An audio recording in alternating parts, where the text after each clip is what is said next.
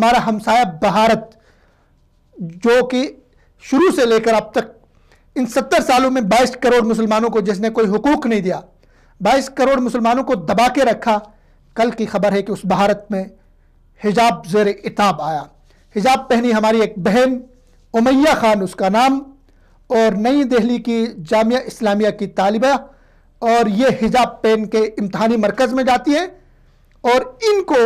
وہاں پہ داخل ہونے نہیں دیا جا رہا ہے کہ آپ حجاب پہن کے کیوں آئے ہیں۔ 22 کروڑ مسلمانوں کا دیش،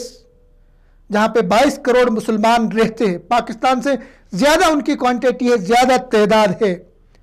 اور اس بھارت کا نعرہ کہ یہاں سیکولرزم ہے، یہاں اقلیتیں محفوظ ہیں، اقلیتوں کو اپنے تمام عبادتیں، اپنے تمام شاعر، اپنے تمام پہچان کے ساتھ جینے کا حق ہے۔ اس بھارت کے اندر ایک مسلمان بہن کو اس کے حجاب کو نوچا گیا، اس کو امتحانی سینٹر میں داخل ہونے نہیں دیا گیا، اس کو روکا گیا۔ اس نے جب شکایت کی انتظامیہ کو، تو انتظامیہ نے چپ سادھ لی۔ امیہ خان یہ بہن بھارت نئی دہلی کی اور جامعہ اسلامیہ وہاں جو کہ وہ یونیورسٹی ہے اس کی طالبہ ہے، حجاب کی پاداش میں اس کو تعلیم سے روکا گیا، اس کو وہاں پہ امتحان گاہ میں داخل ہونے نہیں دیا گیا۔ اس کا جرم یہ تھا کہ یہ حجاب پہنتی تھی، حجاب اوڑھتی تھی۔ اور اسی طرح ہندوستان میں مسلمانوں سے وابستہ جتنی بھی شناخت ہے، حجاب مسلمانوں کی شناخت ہے، مسجدیں مسلمانوں کی شناخت ہے، 1000 سال تک وہاں مسلمانوں نے حکومت کی ہے، وہاں پہ مسلمانوں کی شناخت کو ختم کرنے کی کوشش کی جا رہی ہے۔ ایک بزرگ کو، ان کی ویڈیو سوشل میڈیا پہ موجود ہے،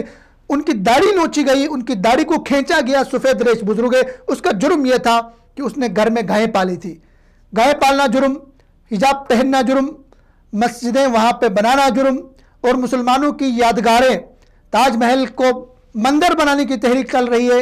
احمد آباد کو ہندو آباد بنایا گیا، تو یہ سارے مسلمانوں کی شناخت ہندوستان میں ختم کرنے کی کوشش کی جا رہی ہے، اور یہ دنیا کے امن کے لیے، دنیا کے خطے کے امن کے لیے یہ نیک شگون نہیں ہے۔ بھارت جو کر رہا ہے یہ بھارت کے اپنے امن کے لیے اچھا نہیں ہے، بھارت کے اپنے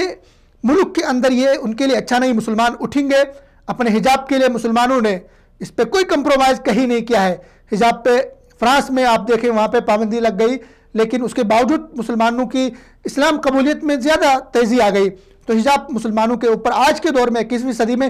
بھارت جیسا سیکولر ملک جو خود کو سیکولر کہتا ہے اور بلند بانگ دعوے کرتا ہے کہ مہان بھارت، تو اس کو شرم آنی چاہیے، اس کو شرم کرنی چاہیے کہ مسلمانوں کے حجاب کو وہاں پہ نشانہ بنایا گیا، مسلمانوں کے حجاب کو وہاں پہ ٹارگٹ کیا گیا، مسلمانوں کے حجاب کو وہاں پہ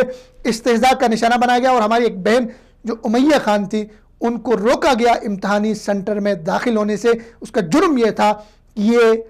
اس دیش میں جس میں 22 کروڑ مسلمان ہیں، اس دیش میں جس میں ابوالکلام آزاد ہے، اس دیش میں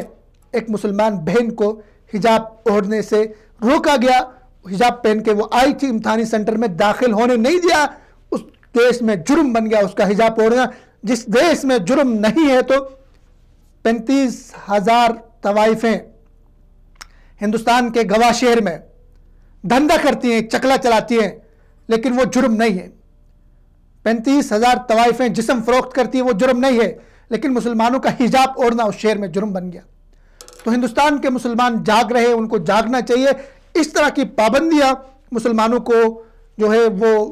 دبا نہیں سکتی ہے، مسلمانوں کو جھکا نہیں سکتی ہے۔ مسلمان جہاں بھی ہوں گے، وہ ہندوستان کا مسلمان ہوگا، وہ پاکستان کا ہوگا، وہ افغانستان کا ہوگا، اس طرح کے جبر کے ضابطے، اس طرح ظلم کے ضابطے، اس طرح کے ناانصافی کو برداشت نہیں کریں گے۔ ہماری ہمدردیاں، پورے مسلم دنیا کی ہمدردیاں ہماری اس بہن کے ساتھ ہے جو ہندوستان میں